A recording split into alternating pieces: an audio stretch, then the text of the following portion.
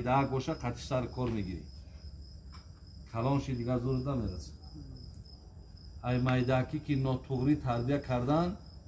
میدرویم در خانه و بچه کلان لینگوی دراز پرتگیم تا تکیه کهگی تلفن قد بازی داره و آتش چکا کدیسه آتش دسترخان پرسته آتش چای میدروره و یا برام پیشی آتا بلانه میشه و هم نمیفهمم که پیشی خیستن در کوره یا ایره حرمت کردن در کوره بعد ناراحت میشیم زیخ میشیم میگم خیلی اگه دیگه خود کرده را دوا نیست میگم مشته که بعدی جنگ به یادت آمد در طور سر خود بزنش همین میشه دیگه دیر کردی برادر نکردی اکا حاصل شو بگی شیخ سعدی میگو خرما نتوان خورد از این خار که کشتی دیوا نتوان بافت از این پشم که ریشتی تو این خاری را که تربیه کنی با میخوای خرما بخوری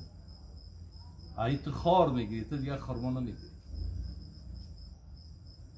خداوند ایمانمون کامل کنه خاتممون بخیر کنه میل اخلاص و محبتمون با به دین خدا زیاد بگردونه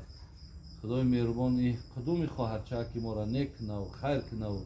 عمر دراز با برکات شده و از عقیب این خواهرچه که ما با دادرچه ها و با خواهرچه های خوب و نیک الله مهربان نصیب بگردونه جمیع گذشتگان این اولاد این اجداد خدا رحمت و مغفرت چون کنه ربنا تقبل منا انك انت السميع العليم وتب علينا انك انت التواب الرحيم